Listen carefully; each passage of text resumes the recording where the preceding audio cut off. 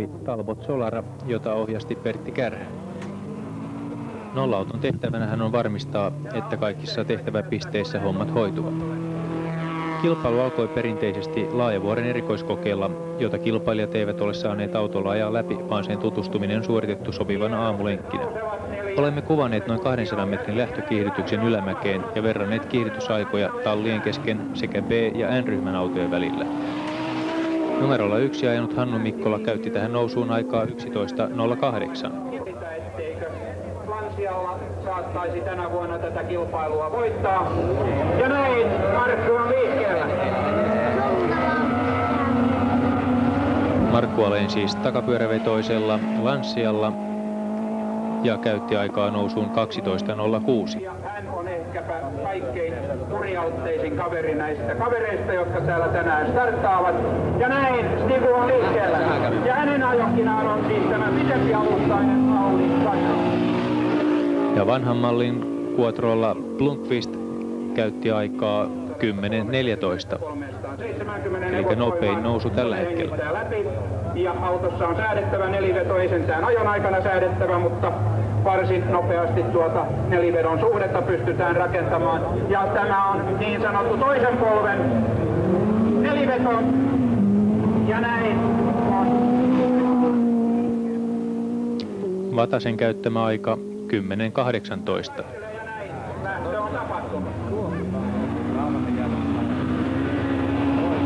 Vanhalla tehdaskuotrolla Lasselampi käytti aikaa 11.08, eli saman kuin Mikkola. Ja näin siinä lähdetään.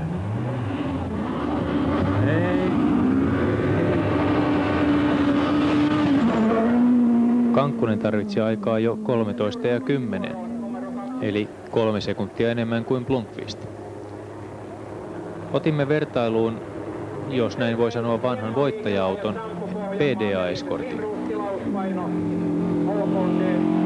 Raimo Niemi käytti aikaa nousuun 15 sekuntia tasan, joka on vajaa 5 sekuntia huonompi kuin voittajalla.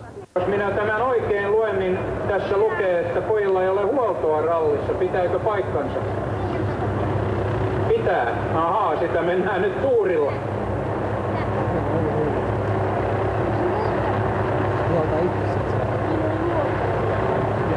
N-ryhmän pikkupösö tarvitsi mäen nousuun 18 sekuntia. Jos tämän oikein tulkitsin ja ei huoltoa lainkaan, se on kyllä todella jännä homma tuo. Ja sitten jälleen saksalainen. Eli 200 metrin nousun aikana tuli takkiin yli 8 sekuntia. Turkuun tai käyt Lempäälässä.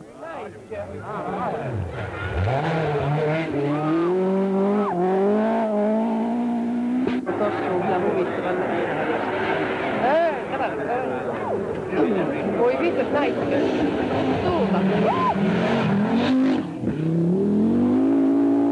Tämmöinen hyppyrin jälkeinen mutka Laajavuoren loppupäässä ei juurikaan tuo eroja kärkikuljettajien välillä. Hyppyrin nokalta mutkan taakse kärkikuljettajat käyttivät aikaa 10–10,5 sekuntia.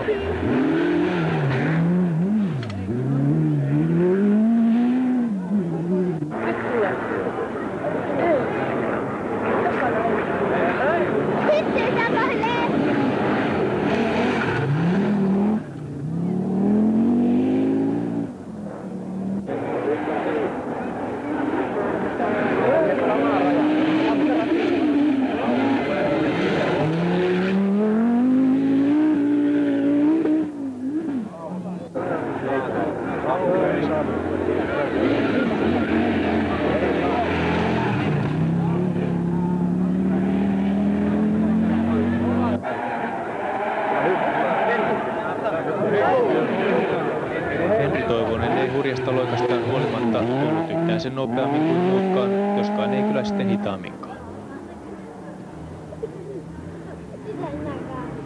Mutta sitten jo auringon laskiessa N-ryhmän pösömme käytti aikaa tähän väliin 13,5 sekuntia.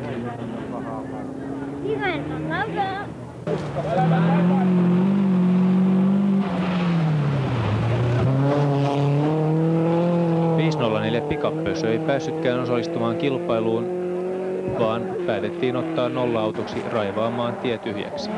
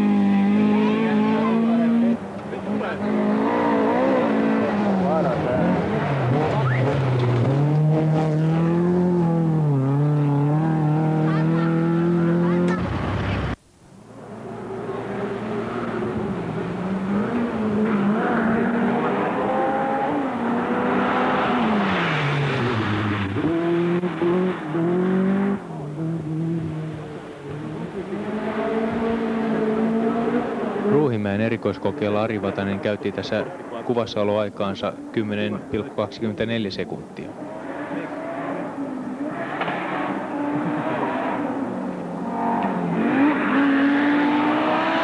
Ja kuin kiskoilla aivan samoja pyöränjälkiä tulee Hannu Mikkola, käyttäen samaan matkaan kuitenkin 11,11 sekuntia. Eli vajaa sekunti meni Hannulla enempi, vaikka aivan samoja pyöränjälkiä mentiin. Melkein samalla kohti alas on tullut joka auto vähemmän. Se on tuon mutkan muotoiselta. Niin kuin tuo vähän. Myös Stig Blomqvist tuli alkuosan aivan samoja pyöränjälkiä, mutta pienestä vastaheitosta johtuen hänen linjansa poikkesi mutkassa hieman, mutta aika oli sama kuin Hannulla.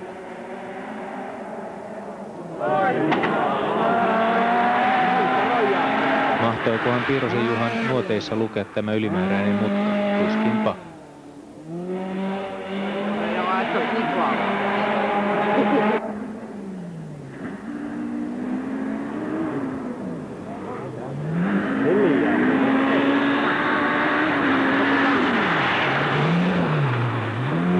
Juha Kankkusen käyttämä aika oli 11,15 sekuntia.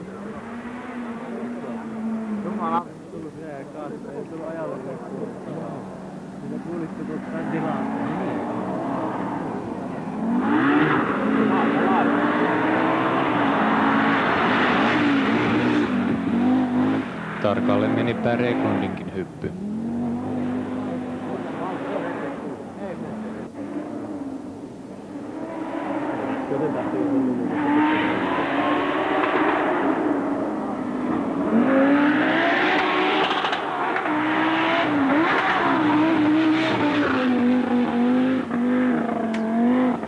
Tässä on esimerkki paikasta, joka saattaa jäädä huomioimatta nuotteja tehtäessä, kun siihen tullaan hiljaa ja varovasti omaa kaistaa. Kun valitsee hyppyrin nokalle väärän ajolinjan, on seurauksena tien katoaminen alta ja pahan näköinen kaato. Viime vuonna esimerkiksi muutama kilpailija valitsi väärän ajolinjan ja seurauksena oli nokan kautta ympärimeno. Eikä kaukaa puuttunut tänäkään vuonna, kuten huomaa.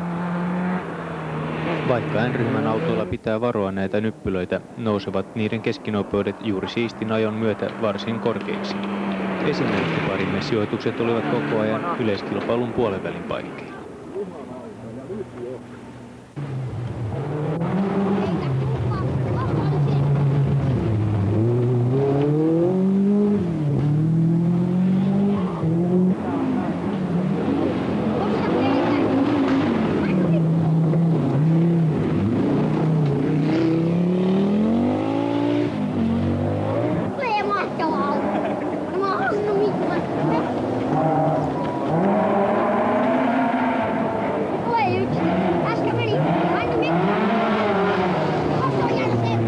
Huolimatta kärjen hurjasta yrityksestä, suurin piirtein kaikki tallikuljettajat ovat vielä mukana.